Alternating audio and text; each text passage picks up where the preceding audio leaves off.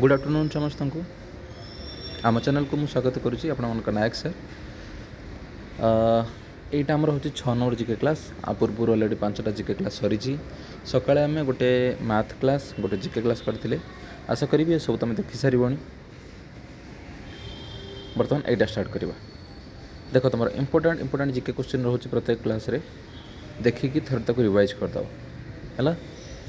देख लो first question कौन अच्छी where was Indian bison fest 2026 held.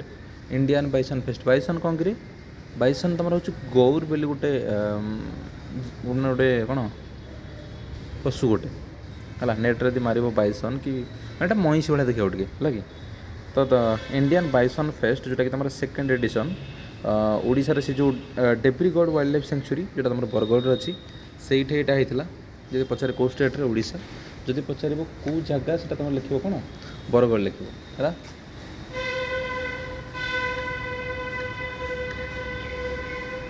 कौ एडिशन यहाँ तुम ना सेकेंड एडिशन ठीक अच्छे।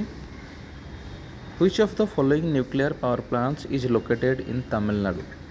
तमिलनाडु तुम भर कौटा अच्छी देख लो कल्पकम न्यूक्लियर पावर प्लांट तुम रही तमिलनाडु ठीक अच्छे।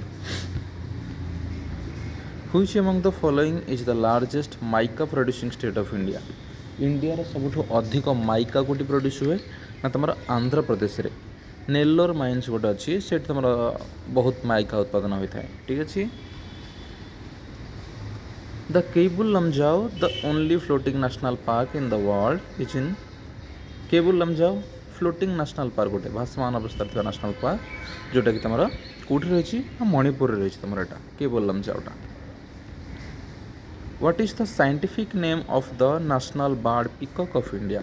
peacock रो national तुम जो peacock रो scientific name कौन ना पावो क्रिस्टाटस मन रखी था पचारि पारे। Which of the following steel plants in India was started in 1965 with the collaboration of West Germany। West Germany रो हेल्प नहीं कि इंडिया रे कौ स्टील प्लांटा 1965 मसीहार प्रतिष्ठा होता से हूँ तुम राउरकेला स्टील प्लांट आम ओडिशा रही है। कहार पचार कहार हेल्प या तुम वेस्ट जर्मनी हेल्प ठीक अच्छे। Who own the Australian open 2026 mains singles title. Australian open यहाँ तुम किए जीति 2026 ता ना हूँ कार्लोस अल्काराज ठीक अच्छे। Who was the first person to receive Jnanpith award for Odia language. प्रथम ओडिया किए जी तुम ज्ञानपीठ अवार्ड पाई ना हूँ गोपीनाथ महांती। आटा कौ पुस्तक मिलता माटी मटाल बोली गोटे पुस्तक ये मिलता ज्ञानपीठ अवार्डटा ठीक अच्छे। Which of the following rivers of India crosses Tropic of Cancer। Tropic of Cancer गोटे लाइन पृथ्वी तुम ग्लोब ऊपर तुम देखी है गोटे इमेजिनरी लाइन यहाँ गोटे यहाँ तुम कौ नदी आपको दुई थर क्रॉस कर सी हूँ तुम माहीर गोटे खास जिनस जानी था माहीटा तुम आरब सागर पड़ी पश्चिम दिग को जाइथिबा किछटा नदी भितर माही गोटे ठीक अच्छे। Where was the first Khelo India tribal games held. ये वर्ष तुम यहाँ फर्स्ट खेलो इंडिया ट्राइबल गेम्स यहाँ तुम कौटी होता रे ना छत्तीसगढ़ रही ऑर्गेनाइज कर।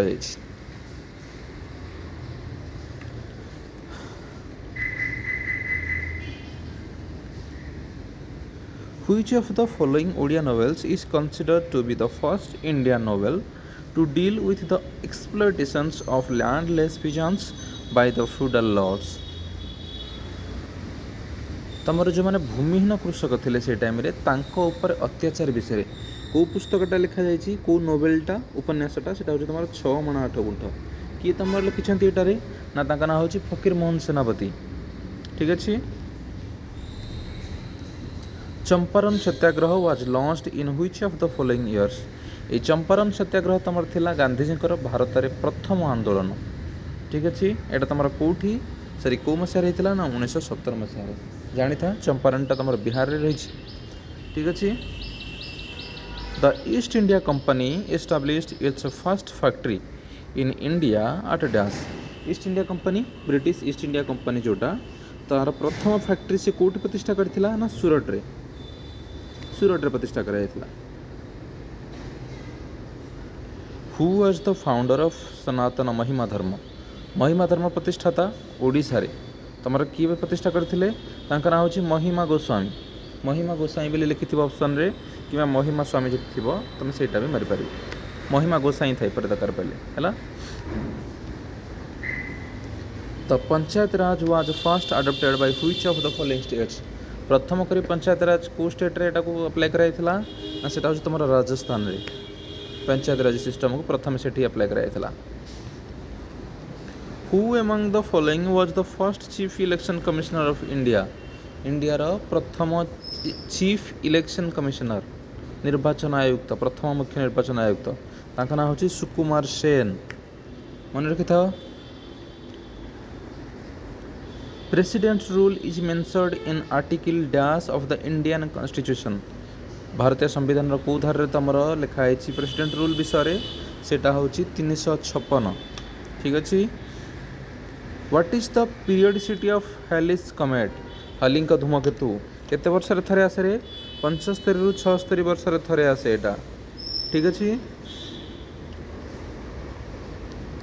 Which river is known as Gupta Ganga क्या कह जाए ना तुम बैतरणी को माने अच्छी बैतरणी तुम कौटू बाहरी कही कौटू बाहरी ना गोनासिका पर्वत केन्दुझर। ठीक अच्छे। How many Ramsar sites are there in Odisha. Odisha रे केतरा रामसर साइट तुम रही 6टा जाक कौन कौन ना चिलिका भितरकनिका सतकोशिया हीराकुद टांपरा और अंशुपा ये 6टा का रामसर साइट तुम ओडिशा रही। ठीक अच्छे। Who was the first Indian governor of reserve bank of India. RBI रे तुम प्रथम इंडियन गवर्नर कही प्रथम इंडियन गवर्नर किए थे तांका नाम होची सीडी देशमुख। ठीक अच्छे। Our census our future was the slogan of which census of India. India को सेंसस रो स्लोगन रही सेटा होची तुम 2011 मसीह तुम जो सेंसस रही बेसिकली से ही तुम क्वेश्चन पचार जेहेतु आम बर्तमान सेंसस चली तुम डाटा आसनी तेना ओबियसली 2011 ही पचारि पारे बर्तमान। ठीक अच्छे। बर्तमान तुम सेंसस चली प्रथम डिजिटल सेंसस जोटा तुम कही। In which year did the government of Odisha launch the mission शक्ति स्कीम। मिशन शक्ति स्कीम ओडिशा रे केबे लॉन्च होइतिला ना 2001 मसीह रे। ठीक अच्छे। स्कीम पचारे गवर्नमेंट स्कीम गुड़ा पचारे मझे है तेणु ये आम प्रत्येक आम चेष्टा करवा किसी स्कीम इनक्लूड करने तुम से भितर। Who presented Odisha budget 2026-27। एवं तुम बजेट उपस्थापन होता विधानसभा रे एटा किए उपस्थापन करते सी होती मोहन चरण माझी आमर मुख्यमंत्री भी आमर फाइनान्स मिनिस्टर भी आम स्टेट रो तेणु सी एटा को उपस्थापन करते बजेट को Mohan Charan Majhi. What does LED stand for. LED bulb use करुच तो से जो एलईडी बल्ब आसुची टीवी भी तुम देख शुणुच एलईडी स्क्रीन यूज करुच तो सेटा तार फुल फॉर्म कौन ना लाइट एमिटिंग डायोड। मन रखी था फुल फॉर्मटा लाइट एमिटिंग डायोड। ठीक अच्छे। बुझीपारे सबतिक चेष्टा करवा आउ थे देखापी ताकि तुम रिवाइज हो जाओ। ठीक अच्छे। जो मैंने क्लास भल लगी लाइक कर दियो आउ जो तुम सांगसाथी मैंने प्रिपेयर हो तुम शेयर करने को भूलनी जो मैंने प्रथम कर क्लास को आस सब्सक्राइब कर दियो। देखा नेक्स्ट क्लास रे रोज।